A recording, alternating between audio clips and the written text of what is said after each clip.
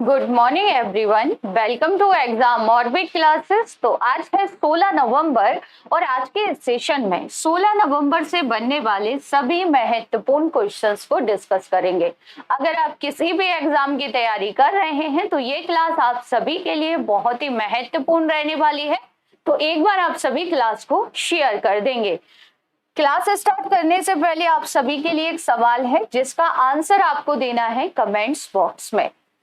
विश्व में दूसरा सबसे अधिक इस्पात का उत्पादन करने वाला देश कौन सा बन गया है? भारत, ब्राजील, जापान या चाइना? इस सवाल का आंसर आपको मिलेगा क्लास के लास्ट में। तो चलिए सेशन को स्टार्ट करते हैं, डिस्कस करेंगे फर्स्ट क्वेश्चन। भारत अमेरिका संयुक्त प्रशिक्षण अभ्यास युद्ध अभ्यास 2022 कहां पर होगा? तो फ्रेंड्स, इस युद्ध अभ्यास का आयोजन किया जाएगा उत्तराखंड में। कहां पर होगा? तो याद रखेंगे उत्तराखंड में होगा। फ्रेंड्स, ये जो युद्ध अभ्यास है ना, ये प्रतिवर्ष आयोजित किया जाता है। प्रतिवर्ष इसका आयोजन किया जाता है। अगर मैं आपसे पूछूं कि 2021 में इसका आयोजन कहाँ हुआ था, तो आंसर होगा अलास्का यानी कि अमेरिका में इसे आयोजित किया गया था। किन दो देशों के बीच होता है? तो ये भारत और अमेरिका के बीच होता है, यानी कि इंडिया और अमेरिका इसमें भाग लेते हैं और इस बार का जो संस्करण है वो उत्तराखंड में होगा। डिस्कस कर लेते हैं अन्य युद्ध अभ्यासों के बारे में जिसमें भारत भाग लेता है और जहां से क्वेश्चन एग्जाम में बनते हैं। तो याद रखेंगे आप सभी, वज्र प्रहार 2022।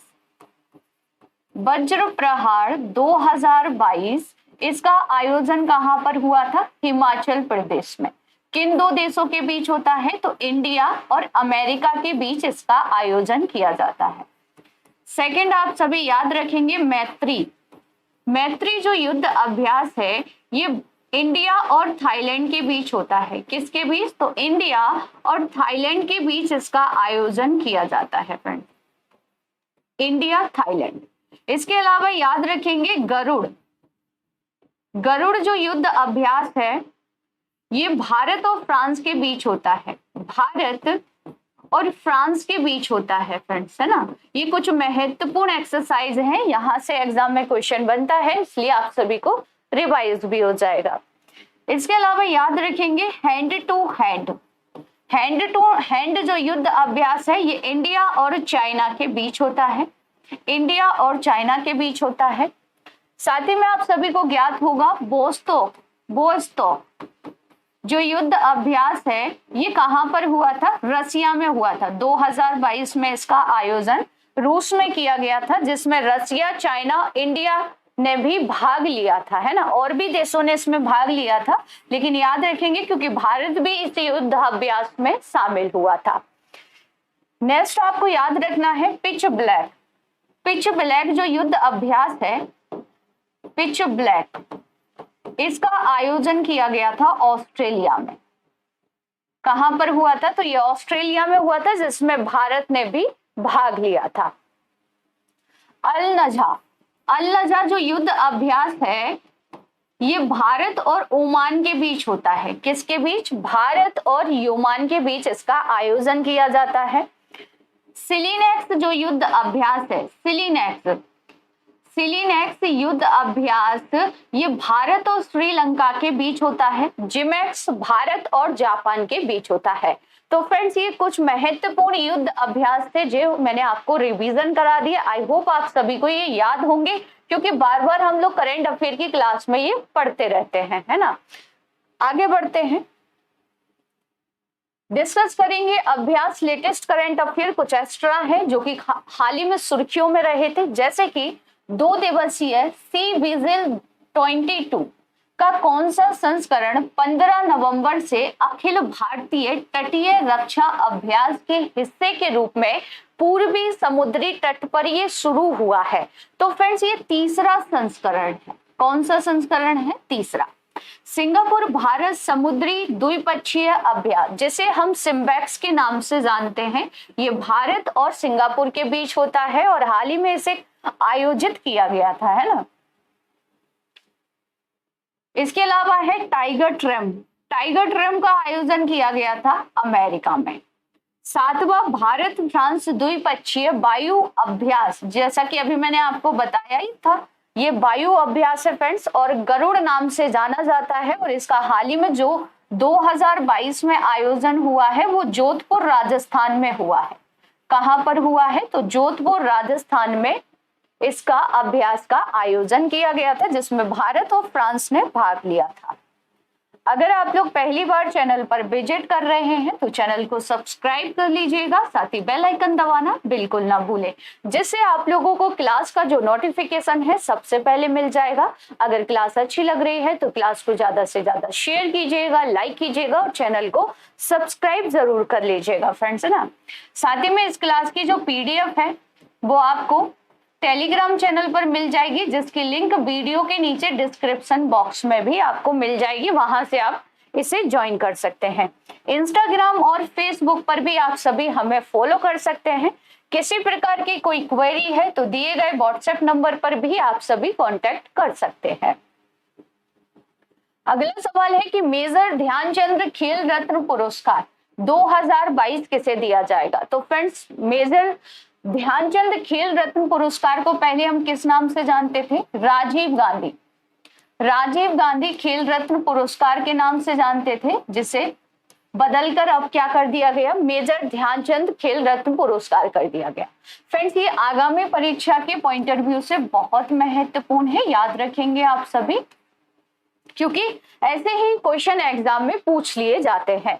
तो फ्रेंड्स, ये जो पुरस्कार है ये शरद कमल अंशता को दिया जाएगा, जिन्हें आप सभी पिक में देख सकते हैं। अच्छा, पुरस्कार कौन देता है? तो पुरस्कार प्रेसिडेंट के द्वारा दिए जाते हैं। किसके द्वारा? जो भारत की राष्ट्रपति हैं वर्तमान में, द्रौपदी मुर्मू जी, इन्हीं के द्वारा 30 नवंबर को ये पुरस्कार कब दिए जाएंगे? तो 30 नवंबर को दिए जाएंगे फ्रेंड्स, है ना। 30 नवंबर को इन पुरस्कारों को दिया जाएगा। इसी के साथ घोषणा कर दी गई है किसके? अर्जुन पुरस्कार की। इस बार अर्जुन पुरस्कार कितने खिलाड़ियों को दिया जाएगा? 25, यानी कि 25 खिलाड़ियों को अर्जुन पुरस्कार से सम्मानित किया जाएगा। आपको खासकर याद रखना है, मेजर ध्यानचंद पुरस्कार जिन्हें दिया जा रहा है वो किस खेल से संबंधित है, आपसे पूछ लिया जाएगा। तो उनका संबंध टेबल टेनिस से है, यानी कि ये टेबल टेनिस एक खिलाड़ी है। राष्ट्रपति देते हैं यह पुरस्कार। अन्य पुरस्कारों की भी घोषणा की गई है, एक एक करके डिस्कस कर लेते हैं। जैसे कि खेलकूद और गेम्स में उत्कृष्ट कोच के लिए वर्ष 2022 का जो द्रोणाचार्य पुरस्कार है ये किसे दिया जाएगा? तो नियमित श्रेणी में फ्रेंड्स ये 3 लोगों को दिया जाएगा, 4 लोगों को सॉरी, जिसमें जीवन ज्योत है, मोहम्मद अली कम्मार है, सुमा सिद्धार्थ सिरूर है और सुजीत है। साथ ही में इनकी याद रखेंगे खेल, क्योंकि एग्जाम में क्वेश्चन अक्सर कैसे बनता है, जैसे आपको नेम दे दिया जाएगा, जीवन ज्योत का संबंध किस खेल से है, ऑप्शन में दे देगा तीरंदाजी, बॉक्सिंग, शूटिंग या फिर कुश्ती, तो याद रखेंगे इनका संबंध किससे है? तीरंदाजी से। इसके अलावा द्रोणाचार्य पुरस्कार में ही आजीवन श्रेणी में 3 लोगों को दिया गया है, जिसमें शामिल है दिनेश जवार बालक जो कि क्रिकेट से संबंधित है, विमल प्रफुल्ल घोष जो कि फुटबॉल से संबंधित है, राज सिंह जो कि कुश्ती से संबंधित है। साथ ही में आपको याद रखना है कि मौलाना अबुल कलाम आजाद ट्रॉफी 2022 ये गुरु नानक देव यूनिवर्सिटी अमृतसर को दी जाएगी।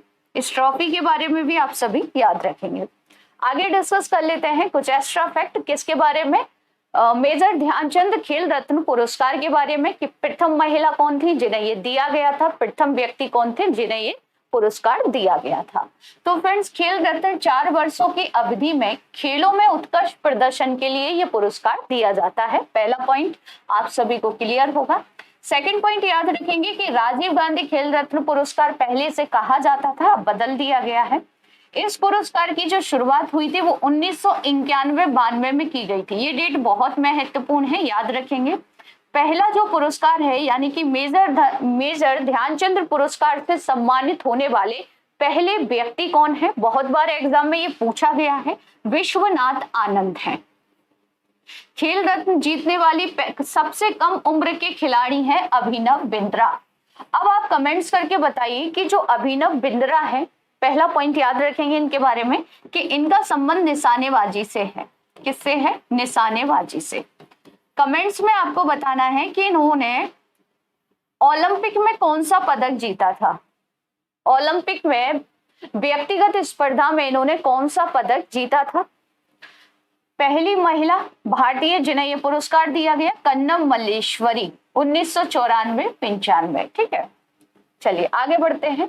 द्रोणाचार्य पुरस्कार पहली बार कब दिया गया था? तो फ्रेंड्स, द्रोणाचार्य जो पुरस्कार है ये पहली बार 1985 में दिया गया था।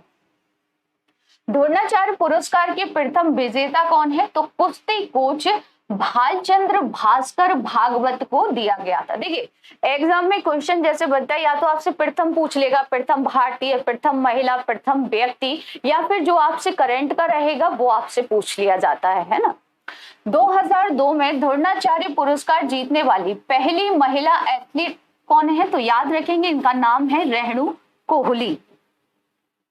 नेक्स्ट क्वेश्चन है कि किस समूह ने अगली वैश्विक महामारी से निपटने के लिए 1.4 मिलियन डॉलर का फंड लॉन्च किया है? तो फ्रेंड्स, आप सभी को ज्ञात होगा कि G20 की बैठक हो रही है। कहां पर? इंडोनेशिया के बाली में।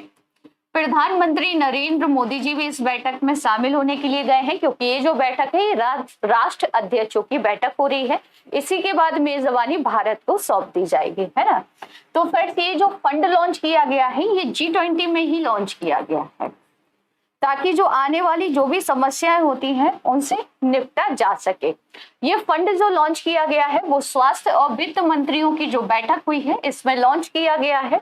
और प्रमुख रूप से इसमें कौन कौन शामिल है इस फंड में अगर बात की जाए तो अमेरिका है, चाइना है, Japan, Bharat, France, Australia, Canada आदि G20 सदस्य इस फंड में शामिल है।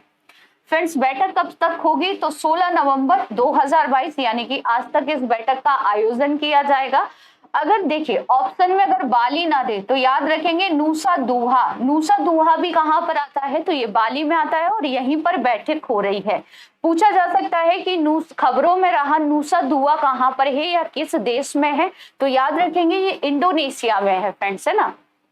कभी कभार एग्जाम में डीप में क्वेश्चन भी पूछ लिए जाते हैं। G20 के बारे में आई होप आप सभी को पता होगा, इतने बार क्लास में डिस्कस कर चुके हैं। तो G20 सदस्य देशों की लोकेशन आप सभी देख सकते हैं। 19 देश शामिल है और एक यूरोपीय संघ इसमें शामिल है।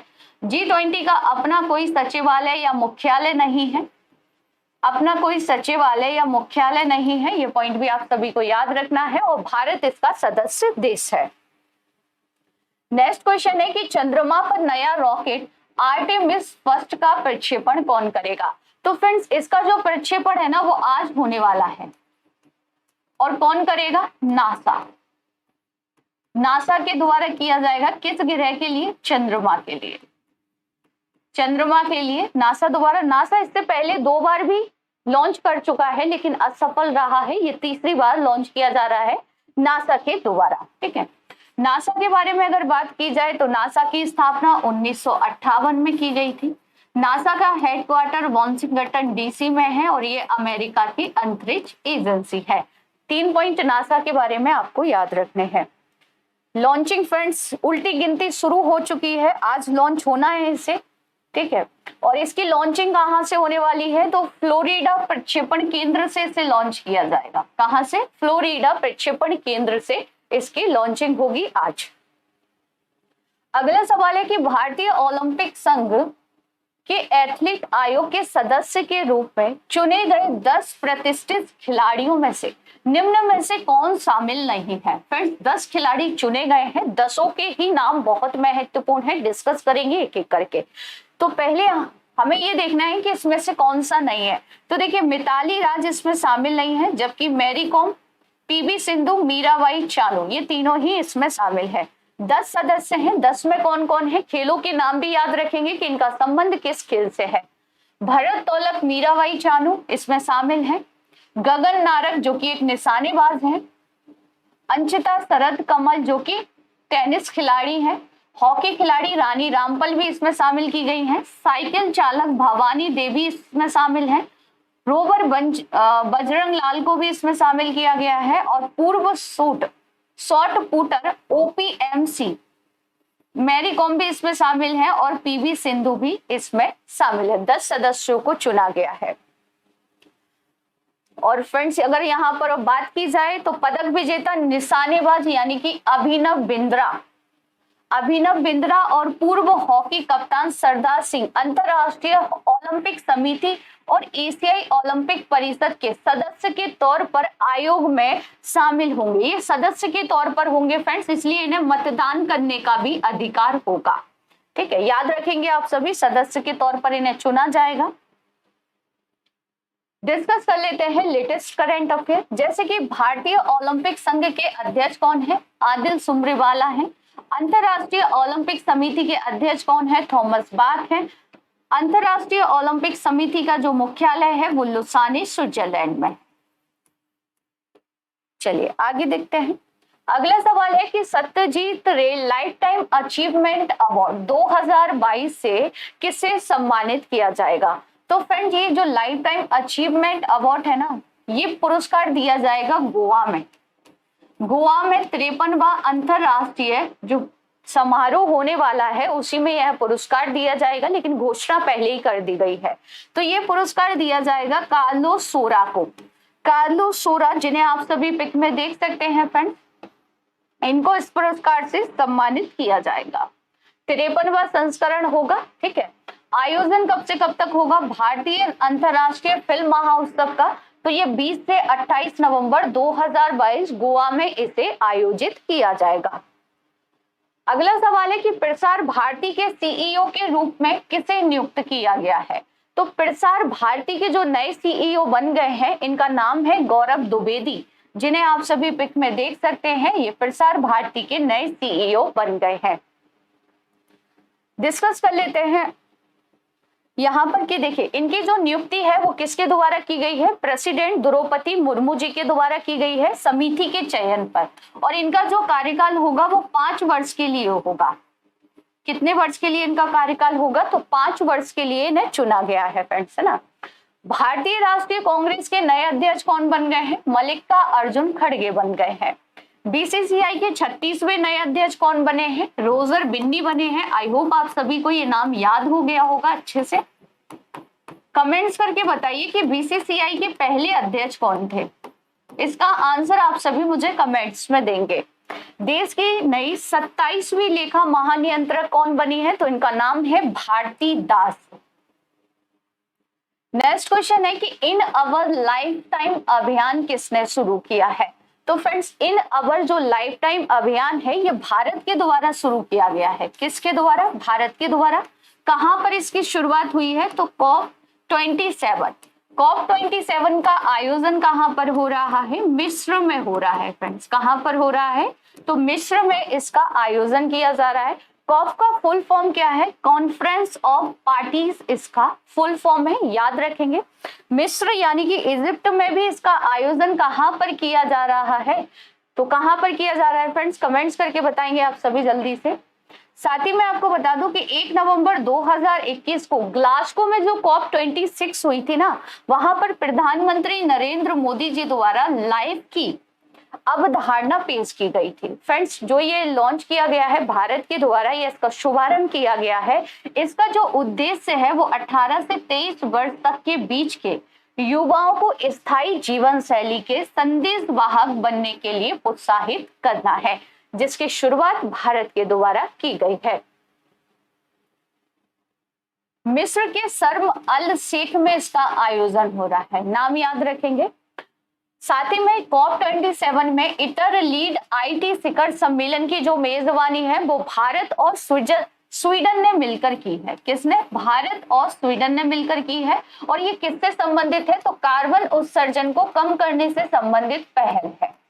कार्बन उत्सर्जन को कम करने से संबंधित ये पहल है। अगला सवाल है कि भारत में गूगल प्रतियोगिता के लिए किसे इस वर्ष का डूडल का विजेता चुना गया है? तो फ्रेंड्स डूडल के इस बार के जो विजेता बने हैं वो श्लोक मुखर्जी बने हैं। और ये कहाँ के रहने वाले हैं? कोलकाता यानी कि पश्चिम बंगाल के ये रहने वाले हैं। इन्हें आप सभी पिक में देख सकते हैं। इन्होंने ये डूडल बनाया था जिसके लिए इन्हें सम्मानित किया गया है। गूगल के वर्तमान में सीईओ कौन है? इसका आंसर आप सभी कमेंट्स बॉक्स में करेंगे। फ्रेंड्स, श्लोक मुखर्जी को उनके motivational doodle India on the centre stage के लिए विजेता के रूप में नामित किया गया है। अगला सवाल है कि 41वां भारत अंतरराष्ट्रीय व्यापार मेला कहां पर शुरू हुआ है? तो फ्रेंड, जो 41वां अंतरराष्ट्रीय व्यापार मेला है ये नई दिल्ली में शुरू हुआ है। नई दिल्ली में भी कहां पर? तो प्रगति मैदान में इसकी शुरुआत की गई है। ये मेला कब से कब तक चलेगा? तो ये मेला चलेगा आपका 27 नवंबर तक। उद्घाटन किया गया है पीयूष गोयल के द्वारा। इस मेले की जो थीम है इस बार की वो vocal for local, local to global रखी गई है। अब यहाँ पर इस मेले से संबंधित एक पॉइंट आपको याद रखना है, हो सकता है आपसे एग्जाम में पूछ लिया जाए कि इस मेले में भागीदार राज्य कौन है। फ्रेंड्स, तो इस मेले में भागीदार राज्य हैं बिहार, झारखंड, महाराष्ट्र, जबकि फोकस राज्य कौन है? तो फोकस राज्य है उत्तर प्रदेश और केरल। फोकस राज्य किसे बनाया गया है? तो उत्तर प्रदेश और केरल को बनाया गया है। क्लास की शुरुआत में जो क्वेश्चन मैंने आपसे पूछा था इसका सही आंसर है भारत।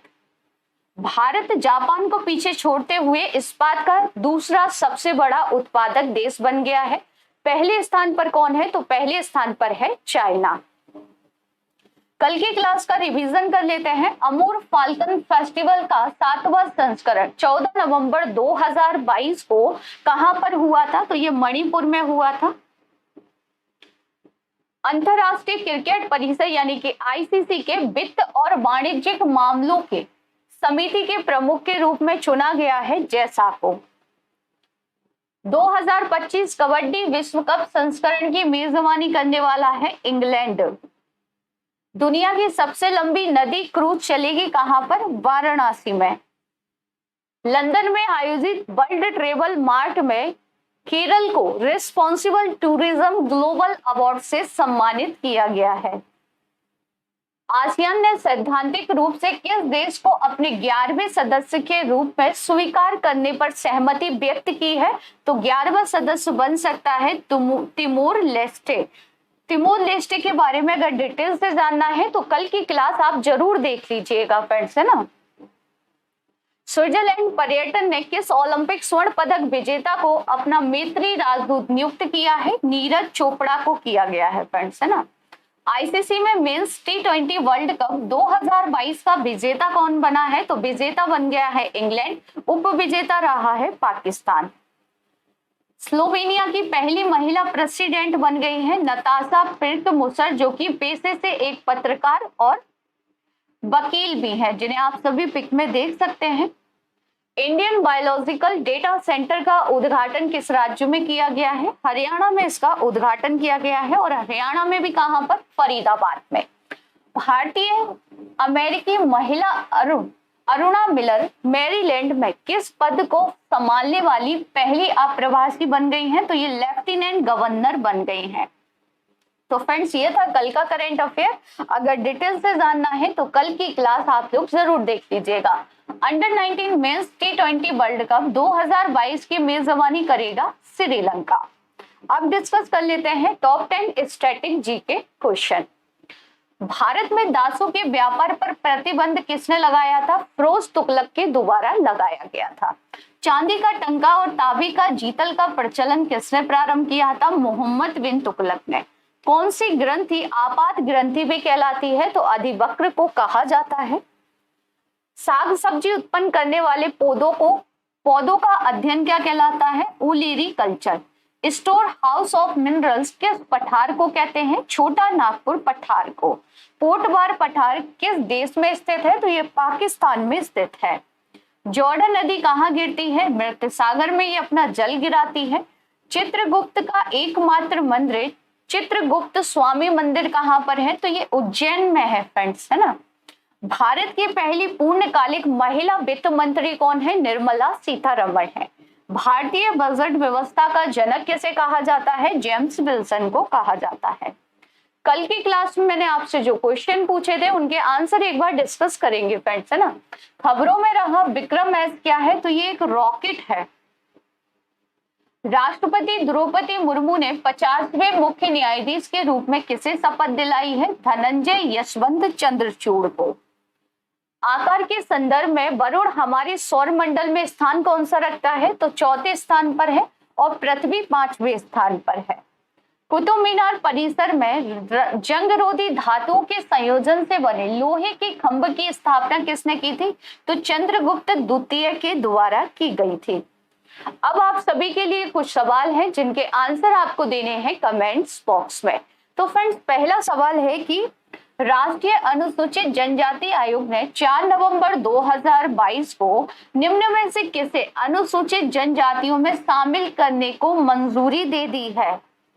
भारत का सबसे बड़ा विंड टरबाइन कहां लगाया जाएगा? संविधान का कौन सा भाग नागरिकता से संबंधित है? भारत की संघीयात्मक व्यवस्था निम्नलिखित में से किस देश से ली गई है? तो फ्रेंड्स, इन सभी के आंसर आपको देने हैं कमेंट्स बॉक्स में। आज की ये क्लास आप सभी को कैसी लगी कमेंट्स बॉक्स में जरूर बताइएगा। अगर क्लास अच्छी लगी हो तो क्लास को ज्यादा से ज्यादा शेयर कीजिएगा, लाइक कीजिएगा, चैनल को सब्सक्राइब जरूर कर लीजिएगा। मिलते हैं नेक्स्ट सेशन में, तब तक के लिए थैंक यू सो मच।